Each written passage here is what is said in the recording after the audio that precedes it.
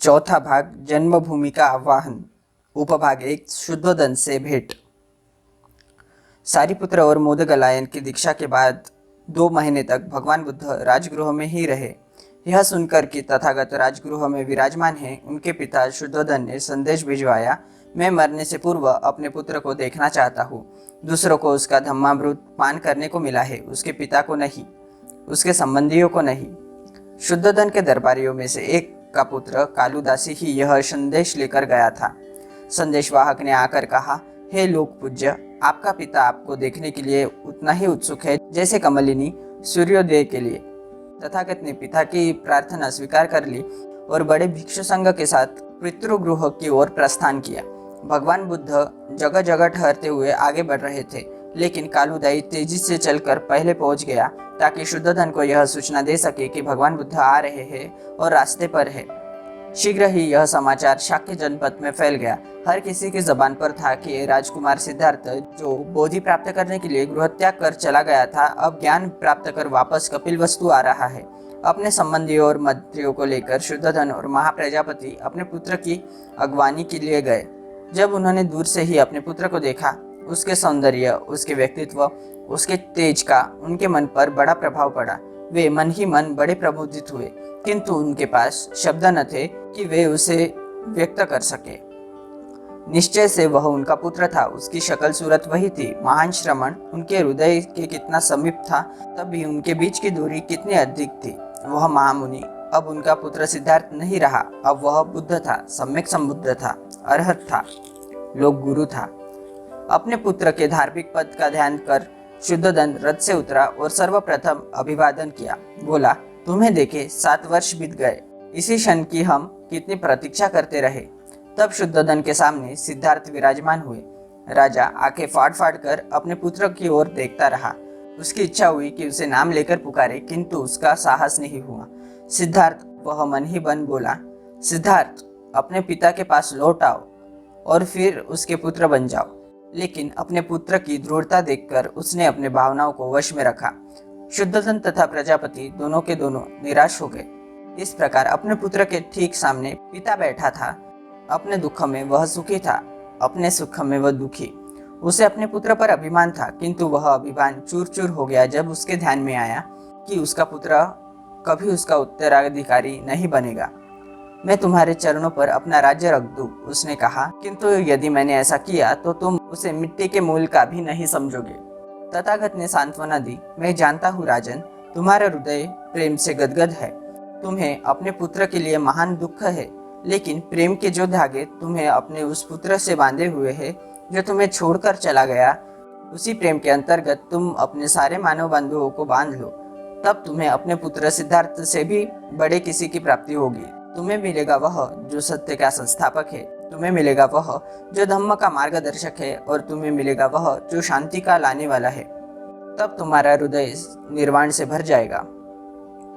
जब शुद्धोदन ने अपने पुत्र बुद्ध के ये वचन सुने, वह प्रसन्नता के मारे कांपने लगा। उसके आंखों में आंसू थे और उसके हाथ जुड़े थे। जब उसने कहा, अद्भुत परिवर्तन है। संतप्त हृदय शांत हो गया। पहले मेरे हृदय पर पत्थर पड़ा था, किंतु अब मैं तुम्हारे महान त्याग का मधुर फल चख रहा हूँ। तुम्हारे लिए यही उचित था कि तुम अपनी महानता करुणा से प्रेरित होकर राज्य के सुख भोग का त्याग करते और धम्म राज्य के संस्थापक बनते। अब धम्मपद के जानकर की हैसियत से तुम सभी के मोक्ष मार्ग का उपदेश दे सकते हो। भिक्षु संघ सहित भगवान बुद्ध उस उद्यान में ही विराजमान रहे, जबकि शुद्धोदन वापस घर लौट आया। अगले दिन तथागत ने भिक्षा पात्र लिया और कपिलवस्तु में भिक्षाटन के लिए निकले। बात तुरंत फैल गई। जिस नगर में कभी सिद्धार्थ रथ पर बैठकर सवारी के लिए निकलते थे, आज उसी नगर में भिक्षा पात्र हाथ में लिए घर घर विचर रहे हैं। चिवर का रंग भी लाल मिट्टी के ही समान है और हाथ का भिक्षा पात्र भी मिट्टी का ही है। इस विचित्र वार्ता को सुना तो शुद्धोदन घबराया हुआ दौड़ा गया। तुम इस प्रकार मुझे क्यों लजाते हो? क्या तुम इतना नहीं जानते कि मैं तुम्हें और तुम्हारे भिक्षु संघ को भोजन करा सकता हूँ? तथागत का उत्तर था, यह हमारी वंश परंपरा है। यह कैसे हो सकता है? हमारे वंश में कभी किसी ने भी भिक्षाटन नहीं किया है।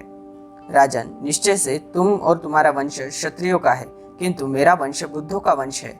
उन्होंने भिक्षाटन किया है और हमेशा भिक्षा पर ही निर्भर रहे हैं।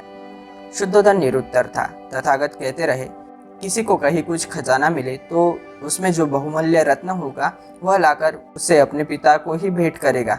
मैं तुम्हें यह धम्म निधि अर्पण करता हूँ। और तब तथागत ने अपने पिता को कहा, यदि तुम अपने आप को इन मिथ्या स्वप्न जालों से मुक्त करो, यदि तुम सत्य को अंगीकार करो, यदि तुम अप्रमादी रहो और यदि तुम धम्म पथ पर ही चलो, तो तुम्हें अक्षय सुख प्राप्त होगा। शुद्धोधन ने निशब्द रहकर ये शब्द सुने और बोला, पुत्र, मैं तुम्हारे कथनानुसार आचरण करने का प्रयास करूंगा। उपभाग 2, यशोधरा और राहुल से भेंट। तब तथागत को शुद्धोधन घर ले गया। परिवार के सभी लोगों ने उन्हें अभिवादन किया, लेकिन राहुल, माता यशोधरा नहीं आए। जब शुद्धोधन ने सूचना भिजवाई तो उसने कहला भेजा, मैं किसी योग्य समझी जाऊंगी तो सिद्धार्थ यही मुझे मिलने आएंगे। अपने सभी संबंधियों से भेंट हो चुकने पर सिद्धार्थ ने पूछा, यशोधरा कहाँ है? उत्तर दिया गया, उसने आने से इनकार कर दिया है। सिद्धार्थ तुरंत उठे और सीधे उसके भवन में गए। सारिपुत्र और मुदगलायन को, जिन्हें वे यशोधरा के कमरे के भीतर तक साथ ले गए थे, तथागत ने कहा, मैं तो मुक्त हूँ, लेकिन यशोधरा अभी मुक्त नहीं है। इतने लंबे अरसे तक मुझे नहीं देखा है, इसलिए वह बहुत दुखी है। जब तक उसका दुख आंसुओं के मार्ग से न बह जाएगा, उसका जी भारी रहेगा। यदि वह तथागत का स्पर्श भी कर ले तो उसे रोकना नहीं। यशोधरा सोच विचार में गहरी डूबी हुई अपने कमरे में बैठी थी। तथागत ने प्रवेश किया तो भक्ति बाहुल्य से उसका वही हाल था जो किसी लबालब भरे पात्र का हो और जो अपने में समा न सके। वह यह भूल गई कि उसका स्नेह भाजन महामानव बुद्ध है, लोक गुरु है, सत्य का महान उपदेष्टा है। उसने बड़ी जोर से उसके चरण धरे और जोर जोर से रोने लगी।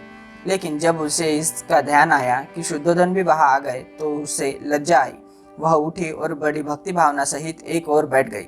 शुद्धोधन ने यशोधरा की ओर बोलते हुए कहा, इसका यह व्यवहार कुछ क्षणिक भावना का परिणाम नहीं है, इसने बड़ी गहरी भक्ति का परिचय दिया है।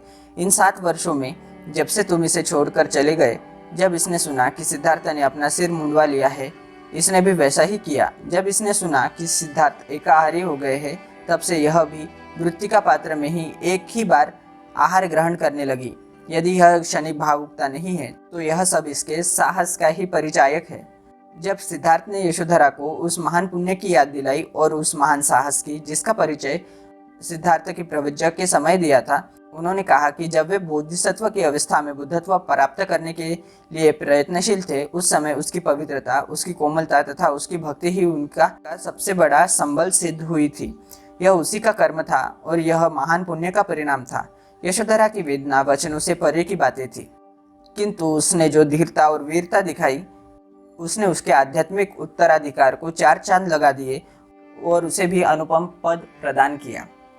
तब यशोधरा ने 7 वर्ष के राहुल को एक राजकुमार की तरह सजाया और बोली, यह श्रमण जो ब्रह्मा के समान है तुम्हारे पिता है। उनके पास अक्षय निधि है जिससे मैंने अभी तक नहीं देखा है।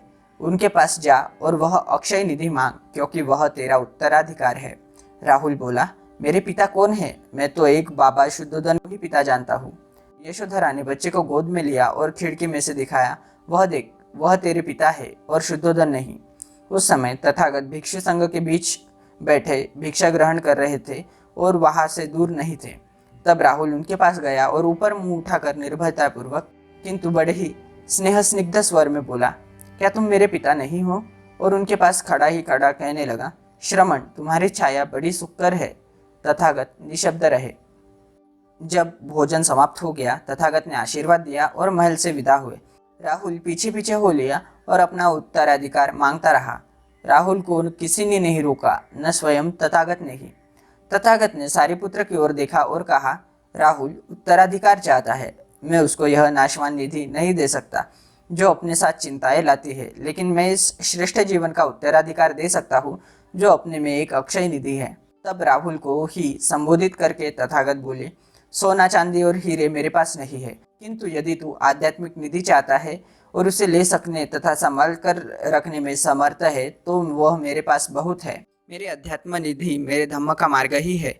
क्या तू उनके संग में प्रविष्ट होना चाहता है जो अपना जीवन साधना में व्यतीत करते हैं और जो भी ऊंचे से ऊंचा आदर्श है, ऊंचे से ऊंचा उत्सुक है और जो प्राप्य है उसे प्राप्त करने का प्रयास करते हैं?